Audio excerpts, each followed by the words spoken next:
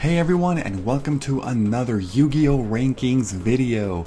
In the last video, we ended up doing a ranking for Metal Raiders. We've currently done two videos, Legend of Blue Eyes and Metal Raiders being the two, and this time around we are going to do the iconic Spell Ruler, which was previously called Magic Ruler, of course, in very early Yu-Gi-Oh! And eventually became Spell Ruler. Anyways, in this particular set, there's actually less cards than both Legend of Blue Eyes and Metal Raiders. It's 104 to be exact. LOB had 126 and Metal Raiders had, I think, 144. And here is the complete list of all cards. So let's get started, one at a time, ranking from S through E. Here we go. So the very first one is Umiruka. So Spell Ruler introduced these new field spells that were in most cases general improvements over the original ones on LOB, like Forest, Mountain, Wasteland. Instead, they were cards that provided specific bonuses to attributes, such as Umiruka being for water. By this point, most decks would prefer to run Umiruka, who were water-based. You know, I mean, even though it's only been 3 sets, but Umiruka would technically be better than Umi. It wasn't until Legendary Ocean came out when, you know, you played Legendary Ocean, of course. But these cards in particular, although not fantastic, they also weren't bad. I'm going to put them in around the middle tier or so around there. I think it deserves to be C for what it was. That's fine. Upstart Goblin. Upstart Goblin was a card that when it first came out actually didn't really see too much play. Because a lot of people thought that, oh, even if I go, you know, like drawing a card, the opponent gains a life points, and that's bad. Eventually, people figured out that if the opponent gains 3,000 life points for you drawing 3 cards, that's not a big deal. The card is actually limited to this day, and it's been on the ban list for quite a long time now. I could put this as high as S, and I kind of want to, because even though it's a much less useful pot of greed, it's actually still very good. This may fluctuate a little bit, but I'm going to put it in S for now because it has been limited for the longest time and sees a whole lot of competitive play. Almost every single deck in the meta runs this card because it's a free card that you get, you know, it trades itself in. Wall Shadow, now this one is the complete opposite. It goes in the E tier. Very bad. 1600 attack, 3000 defense, I believe it's a level 7 monster, but it can only be summoned by the effect of Magical Labyrinth, which is ridiculous. It's basically, you know, Shadow Ghoul, you know, like the wall version, which showed up on the anime, but it's pretty bad. Next up is Weather Report. Weather Report is a counter card. It's a very bad counter card. It's one of the worst counters in Yu-Gi-Oh! History. It destroys Swords of Revealing Light. It can, you know, it's an anti-swords card. Specifically, Swords of Revealing Light, okay? Let me just emphasize that. And if you do actually manage to do it, you get to conduct your battle phase twice this turn, which is amazing, right? Yeah, no. I'm sorry, but no. I'm sorry, it's just one of the worst counters ever. Whiptail Crow. A 1650 attacker by this point is not good. Not even D. I don't even think it merits a D, to be honest. Maybe 1700, sure, I can consider D, but there's already plenty of beat sticks. There's more beat sticks here in this set as well, so it's fine. Chain Energy. Chain Energy initially may seem like a complete waste, but it's actually there for these annoying stun stall decks, which is crazy. Basically, anytime any person ever plays a card from their hand, meaning normal summon or special summon from hand, or activate Spell or Trap from hand, or set Spell or Trap from hand, you take 500 life points. You can lock out of your opponent from doing stuff if you get their life points low enough and then activate the card. If you go first, you can also set all your back row and set your monsters and then activate Chain Energy to have an advantage in terms of life point maintenance. So I'm going to put this as high as C tier. People might debate on that, but I think it actually deserves to be there. Course of Sanctuary improves the defense of all your monsters by 500. It's a field spell, defense oriented. Never saw any play. There's better field spells to run even by this point. Just run the attribute-specific offense field spells. Commencement Dance. This one is used to ritual summon Performance of Sword. It's by far one of the worst rituals ever made. It's actually the worst ritual monster in this set. Yeah, it's not Hungry Burger despite all the memes. That's the second worst in terms of stats. Confiscation. Now here's a good one. Confiscation lets you look at your opponent's hand, select one card and discard it. Only paying 1,000 life points for the cost. That's ridiculous. That is so ridiculous. Crab Turtle. A part of me wanted to put it in D tier, but no. I wanted to put it there because it's the highest stat ritual monster in the set, but that's still not enough. Crab Turtle's bad. It's a level 8 monster, so you have to sacrifice a lot to even get to this, so no.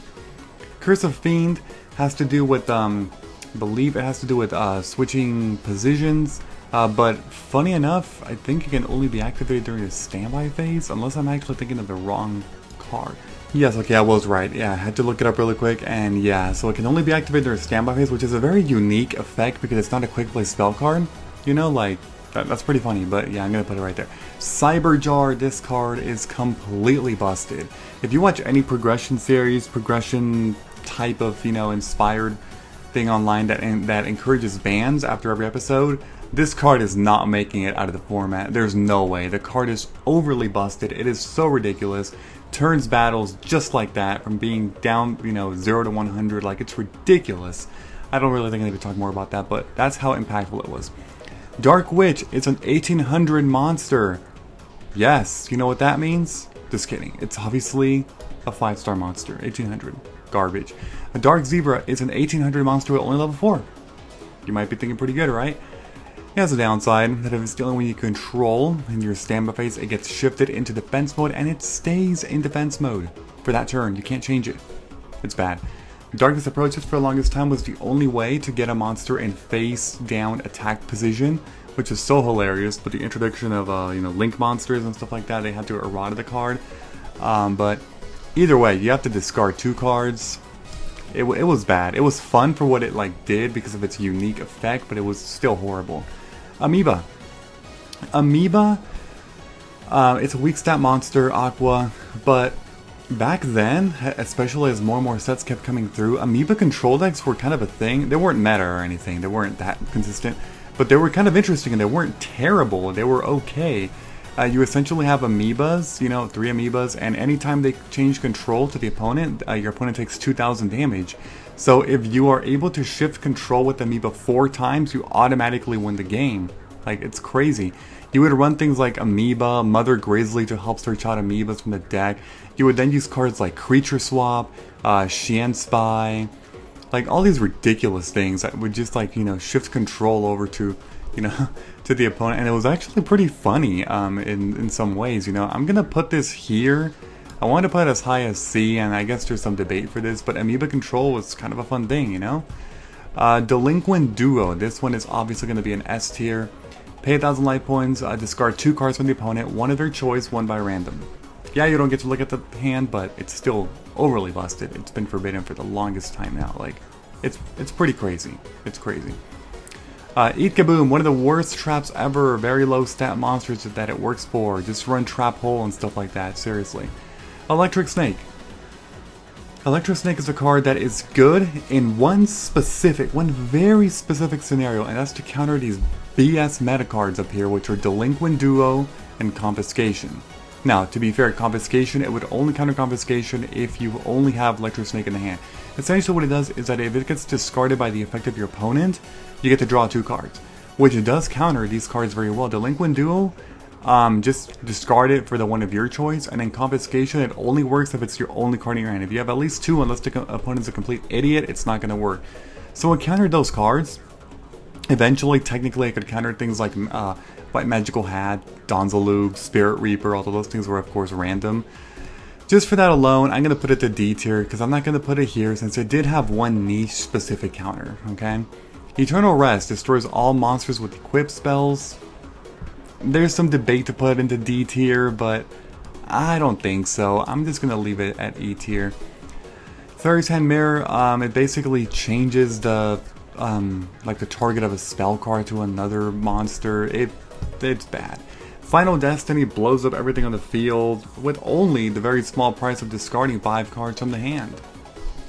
Yeah, that's not going to be on D. There's no way. Fiend Kraken is a 1600 vanilla monster. Not going to work. Flash Azalea is a 2000 attack monster, level 4, but it loses 400 attack and defense for each card in your hand. If you have 1 card, I guess it's not awful, 1600, but why not just run an 1800 beat stick, right? If you have 2 cards, it's already terrible. You basically have to run with no hand. You have to play with no hand to be able to use this card. It's bad. Okay. This is the first battle floater for the attributes, and these were actually pretty freaking good. I might put these as high as A because they saw a lot of play. I think I'm going to actually put them over there. So, In case you're one of like 10 people in the whole world that don't actually know what these things do, if they get destroyed by battle, they get to special summon a monster with 1500 or less attack of that specific attribute. Flying Kamehameha specifically is for wind monsters. And they could also special summon another copy of itself, which is pretty fun. Gaia Power, this is like Umiruka, except it's for Earth monsters, so it boosts them by 500 attack, and it lowers the defense by 400. Ancient, one of the Deep Forests, terrible monster, 1800 attack, 6-star monster, vanilla, bad. Giant Germ, I'm going to put this as high as B tier. I wouldn't say it saw as much play as the ones over here, but this one and Nimble Momonga were pretty interesting for what they did. Special summon more copies and burn the opponent for 500. Not bad. Giant Rat, I'm going to put that there. Of course, that's for Earth monsters, just like how Flying Kamehameha is for wind monsters. Giant Trunade is going to go as high as S. Initially, I would have probably put it as A, but eventually it just went into crazy loops and just busted combos of just recycling stuff, and it was ridiculous. So I'm going to put it there. Giant Turtle who feeds on flames, terrible monster, 1400 attack, 1800 defense, 5-star vanilla monster. Gravekeeper Servant, definitely one of the less useful mill cards. I'm going to put it to D tier. Every time the opponent declares an attack, they have to mill a card from their deck. Funny enough, when Macrocosmos came out, it combined really well in that the opponent couldn't actually declare an attack because of specific rulings with how the graveyard and banish zone worked with this kind of stuff, but that was a very specific kind of combo thing. It's fine. Griggle is sort of like Amoeba, except it heals you, I believe, for 3000 life points if control of it shifts. Obviously, healing life points is nowhere near as good as inflicting life points, but Griggle does deserve E while Amoeba deserves D. Guardian of the Throne Room, 1650 vanilla monster, enough said. Hamburger Recipe, that's the ritual spell for Hungry Burger. High Tide Geojin, another 1650 attacker. What's up with all these 1650 vanillas? Geojin, Guardian of the Throne Room, Whiptail Crow, I think there's another one in this set. Actually, I don't think so. Hero's Shadow Scout, also one of the worst mill monsters. Your opponent draws 3 cards. Any spell cards are set to the graveyard, any monsters and traps are stay in the hand. I mean, some people could argue for here if you really wanted to mill, but there's much better mill cards. Even like, you know, within this time, a couple sets later, things like Needleworm and stuff, by the time Dark Beginning 2 came out, were already much better. Axe of Despair. This one is actually interesting because it was actually, essentially it power crept everything. I don't know if I should put it somewhere here. I mean, it's an equips. I'm going to put it here. It basically power creps Stim Pack from Metal Raiders, because this thing can be used on any monster, and it gives them 1000 attack with no downside of losing 200 attack every turn. It also has another effect that you can tribute a monster to stack it on top of the deck. Almost nobody ever used that effect because it was bad, but its actual bonus was really good, seriously. It's funny that Stim Pack power crept all the garbage LOB equips, and then this one power crept Stim Pack. Like, wow. Horn of Light, that's for buffing up defense. It's one of the worst equipped spells in the set. Horn of the Unicorn is also really bad. Don't ever let anybody convince you that Horn of the Unicorn is a good card. Somebody who doesn't know Yu-Gi-Oh! May think that. They're like, oh man, if it gets sent to the graveyard in any way, you get to use it again? It goes on top of your deck. If you run multiples of these, you are clocked. You are screwed. You're so screwed. Seriously, don't ever do that. There's another card in this set that's a common, Malevolent Nuzzler, that's much better than this card because it provides the same bonus and can still be equipped to any card. It's funny, like, I remember playing like Link Evolution, and then I was talking about how horrible this card was, and I had a commenter saying, dude, you're so dumb, Horn of the Unicorn is a great card. What? Oh my god, I swear sometimes. House of Adhesive Tape, really bad. Hungry Burger, really bad, obviously. Heals on Ryu, really bad. Invader of the Throne Room, the thing is, the effect doesn't work if it gets destroyed in the battle phase. Enough said, right? It was a super rare, I think. That's ridiculous. Jigen Bakudan, also really bad. Karate Man. It can be a 2000 beat stick that can bypass Gravity Bind and level limit area B, but then it blows itself up. I was considering D tier, but I don't think it's worth it. Kododama, really weird ruling effect. I mean, it's first printing ever, but regardless, really bad. Labyrinth Wall. I suppose I'll put D on this one. To be fair, if you're running limited format rather than constructed, it's kind of hard sometimes for decks to get over this freaking piece of trash. It's a 3000 defense monster, but requires 1 tribute. Banisher of the Light. All monsters get banished instead of being sent to the graveyard. Yeah, I'll put it here. I wanted to put it as high as here, but I mean, it's not like it ever really saw play. The whole banish effects actually came into play when things like, you know, Dimensional Fissure, Macrocosmos, and Banisher of the Radiance came out. Not really Banisher of the Light, so I'll just put that there. Liquid Beast, terrible vanilla monster, obviously. Luminous Spark, that's the field spell for light monsters. Magical Labyrinth, another really terrible card. Let me actually go down a little bit and get rid of that tier maker thing up there, that's fine. Yeah, that one's really bad. Really bad. Mahavilo, I'm going to put this as high as here. It was a pretty decent beast back in the day. If you just put some equip cards, if you equip this thing with an Axe of Despair, Mahavilo becomes a 3050 attacker. 1 Axe of Despair and this thing can attack over a Blue Eyes White Dragon. That is ridiculous. Here's Malevolent Nuzzler, the much better equipped spell. This thing is miles better than the Horn of the Unicorn, and it's a common. Horn of the Unicorn came out as a rare. Ridiculous. Manga Ryoran, one of the worst tunes ever printed, requires 2 tributes for a 2200 attack monster. Mechanical Snail, another garbage monster, 800 attack, 1000 defense. Megamorph. I'm putting this as high as, you can't even go as high as A. It was limited for a while. I'm putting it here. The main reason why it was limited is because this was a key card, big part of the OTK builds that came out a couple years later when we were in the era of OTKs. It was really good for that. You just OTK the opponent. Messenger of Peace, a very annoying card to deal with. I'll put it in C tier. Prevents all monsters with 1500 attack or more from attacking. A little like what the hell, you know, like Gravity Bind and stuff like that. Metal Fish is awful, 1600 attack and 1900 defense, vanilla. Black Illusion Ritual, I'll put this one, I'll put the spell in C, but I'll probably Relinquish a little bit higher. Relinquish was the only good ritual monster from this set. There were only 4 ritual monsters in this entire set, and we've already seen 2 of them. We haven't seen Performance of Sword yet, or Relinquish. Minar or Minar, and I never knew how to pronounce this, but it has a discarding effect to inflict damage to the opponent. Nah. Molten Destruction, that's the equip spell, or sorry, field spell for fire monsters. Mother Grizzly, that's the water floater. Mystic Plasma Zone is the field spell for dark support. Mystic Tomato is also going to go in A, that's the searcher for dark. Mystical Space Typhoon, I'm putting it in S.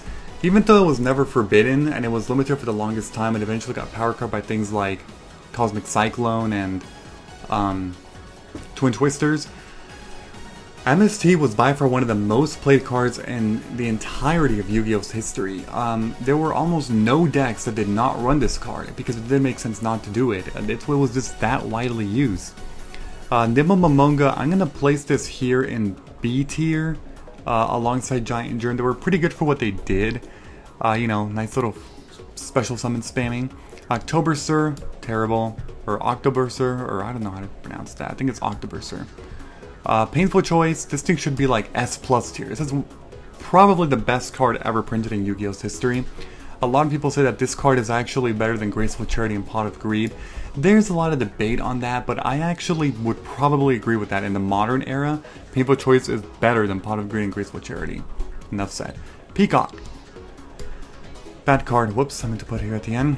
Black Pendant. This one boosts 500 attack for any monster, and it also inflicts 500 damage to the opponent if it gets sent to the graveyard. I'll put this one in D. It's definitely better than Horn of the Unicorn, despite it providing 200 less attack. But I don't think it's as good as Act of Despair or Malevolent Nuzzler, so I'll put it there in D tier. Penguin Knight. Very niche counter to like these annoying mill decks or whatever, but other than that, and mill decks weren't as crazy as, you know, Confiscation or Delinquent Duel, which is why I'm putting this one at D and this one at E. Performance of Sword, the worst ritual monster in the set, only 1950 attack, 50 less than Hungry Burger. Psychic Kappa, bad monster.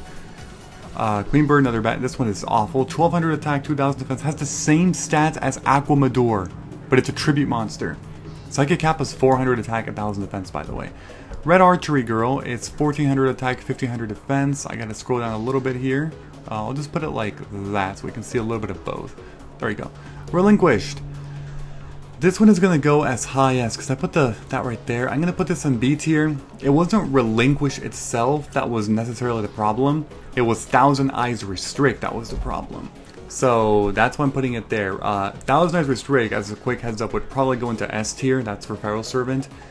This one would not, although it was good. You can argue for A, but there's no way you can put this in S tier. There's no way. Either B or A, either or, but I'm putting it in B. Rising Air Current. Okay, that one's going to go right there. We have to actually scroll down there because we are running out of space here. Rush Recklessly was actually really good. At least B, maybe A. Quick Play spell card that increases 700 attack to a monster. Yeah. Ryuran. Awful. Awful card.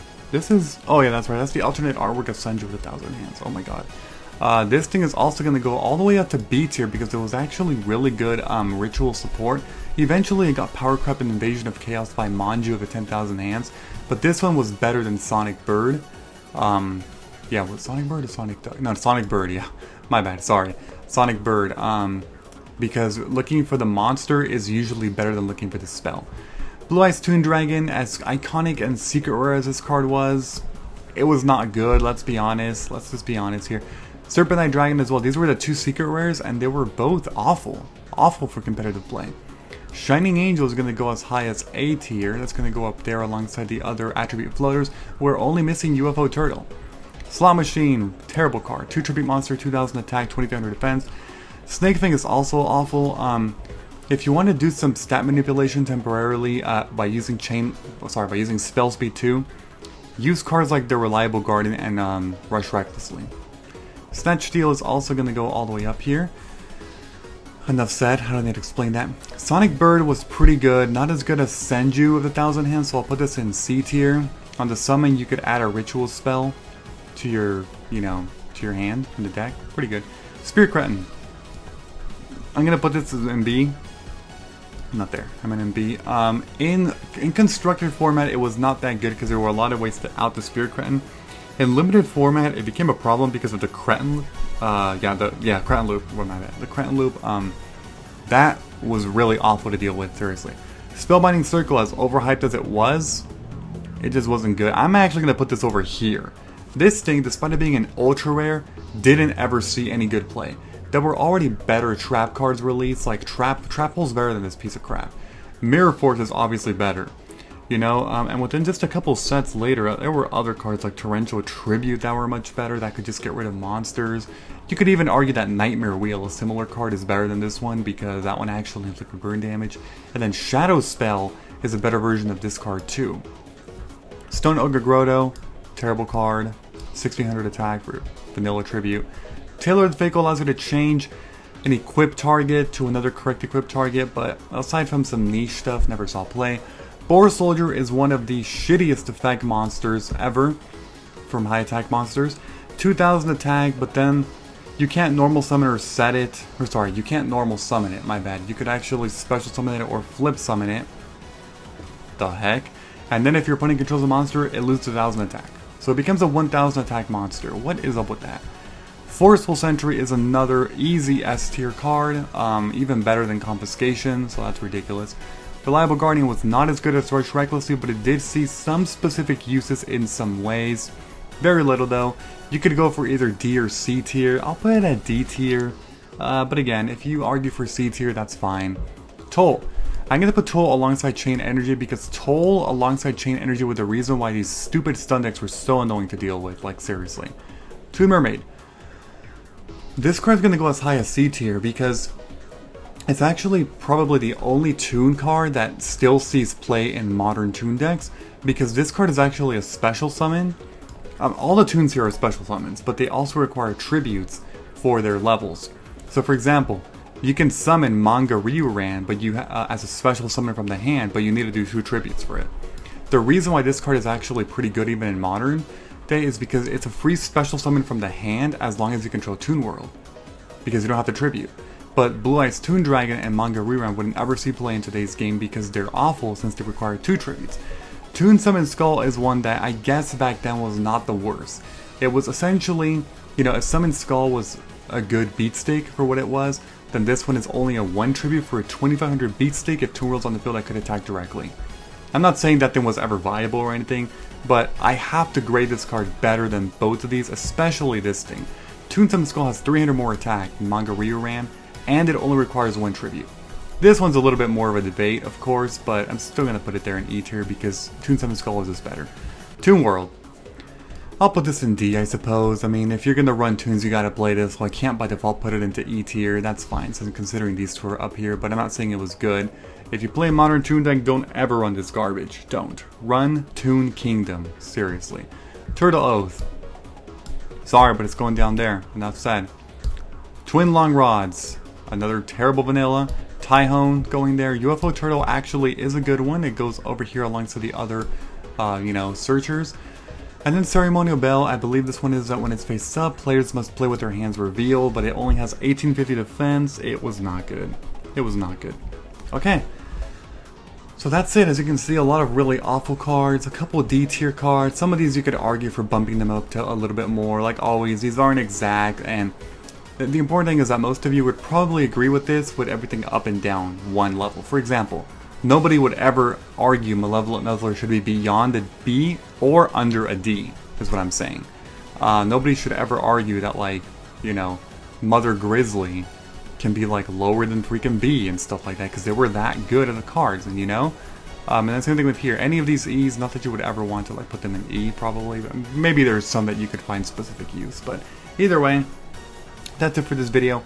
Like always, don't forget to leave that like, comment, subscribe, and turn on those notifications if you enjoyed the video. Bye bye everyone, see y'all later, have a great day.